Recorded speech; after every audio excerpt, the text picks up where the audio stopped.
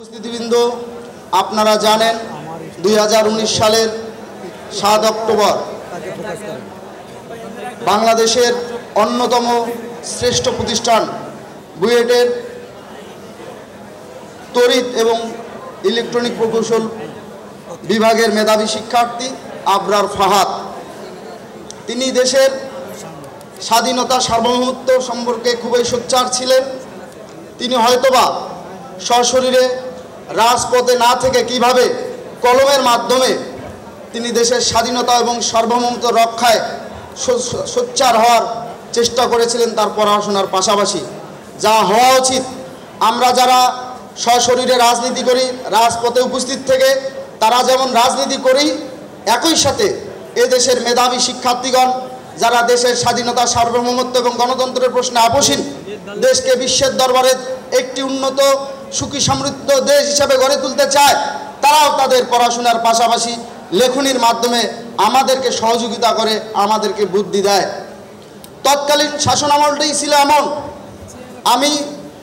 আমরা যতটুকু জানি, আপনারা জানেন 1975 সালে যেমন এদেশের একজন নেতা শেখ মুজিবুর রহমান দেশের সকল রাজনৈতিক দল নিষিদ্ধ করে, দেশের মানুষের মতামতের স্বাধীনতা হন্য করে একদলীয় বাকশালতন্ত্র গঠন করেছিল এবং দেশের সকল মিডিয়ার পেপার, ইলেকট্রিক এবং প্রিন্ট মিডিয়া বন্ধ করে তিনি 4টি সংবাদ মাধ্যম চালু রেখেছিলেন, যার মাধ্যমে দেশের মত প্রকাশের স্বাধীনতা, মানুষের মত প্রকাশের স্বাধীনতা ভুলুণ্ঠিত হয়েছিল।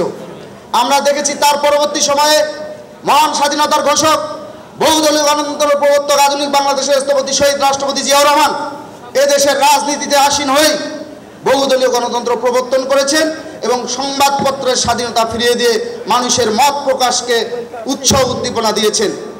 আমরা দেখলাম এদেশে একটি ফ্যাসিস্ট স্বৈররানী প্রতিষ্ঠিত হওয়ার পর এদেশের সাধারণ মানুষের মত প্রকাশের স্বাধীনতা কিভাবে হরণ করা হয়েছে। একজন আবরার ফাহাদ এদেশের ন্যায্য পানির ইচ্ছা চেয়েছিল পার্শ্ববর্তী দেশ থেকে, এদেশের স্বাধীনতা সার্বভৌমত্ব যাতে অক্ষুণ্ণ থাকে সে বিষয়ে তার কলম দিয়ে তিনি প্রকাশ করেছিলেন। কিন্তু ফ্যাসিস্ট হাসিনা ওয়াজেদের দোসররা, ফ্যাসিস্ট হাসিনা ওয়াজেদের সেই লেলিওদা বাহিনী শহীদ আবরারকে কিভাবে পিটিয়ে হত্যা করেছে। তৎকালীন সন্ত্রাসী ছাত্রলীগ কি শুধু ফ্যাসিস্ট হাসিনা ওয়াজেদের পারপাস সাফ করত? না, তৎকালীন ফ্যাসিস্ট হাসিনা ওয়াজেদের দোসররা শুধু ফ্যাসিস্ট হাসিনা ওয়াজেদের দোসর বললে ভুল হবে, তারা ভারতীয় দোসর ছিল, তারা ভারতীয় পারপাসও সাফ করত। আমরা বিগত 17 বছর 15 বছর দেখেছি বাংলাদেশ যেন বাংলাদেশ ছিল না, এটি ছিল ভারতীয় একটি অঙ্গরাজ্য। ভারতীয় কোনো কিছুর বিরুদ্ধে কোনো কিছু বলা যাবে না, এটা হতে পারে না। আপনারা জানেন, আপনারা ইতিমধ্যেই দেখেছেন বিবিসি বাংলায় আমাদের মহান নেতা, যাকে ঘিরে আমরা স্বপ্ন দেখি বাংলাদেশকে বিনির্মাণ করবো বলে, আমাদের আগামী রাষ্ট্রনায়ক দেশ নায়ক জনাব তারেক রহমান সাক্ষাৎকার দিয়েছেন। আজকে যে সাক্ষাৎকারটি দ্বিতীয় পর্বে প্রকাশিত হয়েছে সেখানেও তিনি বলেছেন, আমরা পানির ন্যায্য হিস্সা চাই, আমরা ফেলানির লাশের মতো লাশ আর আমার সীমান্তে দেখতে চাই না। শহীদ আবরারও কিন্তু ঠিক একই ভাষায় সেই তার ফেসবুকে স্ট্যাটাস দিয়েছিলেন, আমরা শহীদ আবরারের মতো আর কোনো ভাইকে হারাতে চাই না। যারা রাজনীতিক সচেতন হয়ে বাংলাদেশের রাজনীতিবিদদেরকে সামনে চলার পথ সুগম করার জন্য মুখিয়ে থাকে, তাদেরকে আমরা সব সময় সহযোগিতা করতে চাই। আমরা চাই, আমরা যেমন যৌক্তিক সমালোচনাকে সব সময় প্রাধান্য দিয়ে থাকি, আমরা বাংলাদেশ জাতীয়তাবাদী ছাত্র দলের রাজনীতি করতে গিয়ে, আমরা রাজপথে আন্দোলন সংগ্রাম করতে গিয়ে আমরাও অনেক ভাইকে হারিয়েছি, আমরাও অনেক বোনকে নির্যাতন নিপীড়নের শিকার হতে দেখেছি। প্রিয় সহযোদ্ধা বন্ধুগণ, ফ্যাসিবাদের আমলে সরাসরি সন্ত্রাসী ছাত্রলীগ, যুবলীগ, স্বেচ্ছাসেবক লীগকে লেলিয়ে দিয়ে আমাদের মুখরোধ কণ্ঠরোধ করার চেষ্টা হয়েছিল। কিন্তু এখন একটি যুগ চলে, সোশ্যাল মিডিয়ার যুগ। আপনারা দেখে থাকবেন বর্তমান যুগে বাংলাদেশ জাতীয়তাবাদী দল বিএনপি সবচেয়ে জনপ্রিয় একটি রাজনৈতিক সংগঠন। সে সংগঠনের ভালো কাজকে মানুষ অভিনয় বলে প্রচার করছে, আর খারাপ কাজ করলে তো কোনো কথা নেই।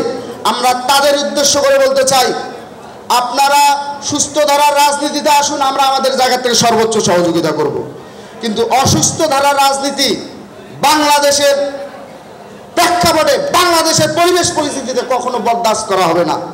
আমরা বাংলাদেশ জাতীয়তাবাদী ছাত্রদল সব সময় যৌক্তিক সমালোচনা যে কারো সেটা যেমন হোক আমরা সাদরে গ্রহণ করি। যে বাংলাদেশ জাতীয়তাবাদী ছাত্রদলের অযৌক্তিক সমালোচনা অবশ্যই আমরা শক্ত হতে প্রতিহত করার শক্তি এবং সামর্থ্য রাখি, এবং সেটা গণতান্ত্রিক উপায়ে। প্রিয় সহযোদ্ধা উপস্থিতিবৃন্দ, বক্তব্য দীর্ঘায়িত করব না, শুধু এটুকুই বলবো, শহীদ আবরার ফাহাদ যে দৃষ্টান্ত রেখে গেছেন বাংলাদেশের ইতিহাসে, তিনি স্বর্ণাক্ষরে জল জল করে থাকবেন আমাদের হৃদয়ের অনুভূতিতে। শহীদ আবরার ফাহাদ বাংলাদেশ যতদিন থাকবে ততদিন তার নাম স্বর্ণাক্ষরে সজোরে উচ্চারিত হবে, এই প্রত্যাশা রেখে আবারও সবাইকে আমার ব্যক্তিগত পক্ষ থেকে শুভেচ্ছা জানিয়ে আমি আমার বক্তব্য শেষ করছি। মহান স্বাধীনতার ঘোষক শহীদ রাষ্ট্রপতি জিয়াউর রহমান অমর, মা মাটি ও মানুষের নেত্রী দেশ নেত্রী বেগম খালেদা জিয়া জিন্দাবাদ।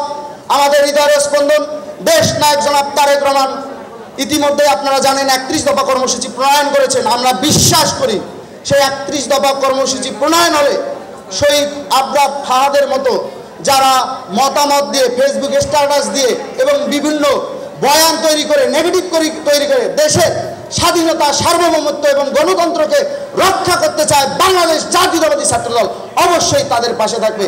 এই বলে আমি আমার বক্তব্য শেষ করছি। দেশ নায়ক জনাব তারেক রহমান জিন্দাবাদ। সবাইকে ধন্যবাদ।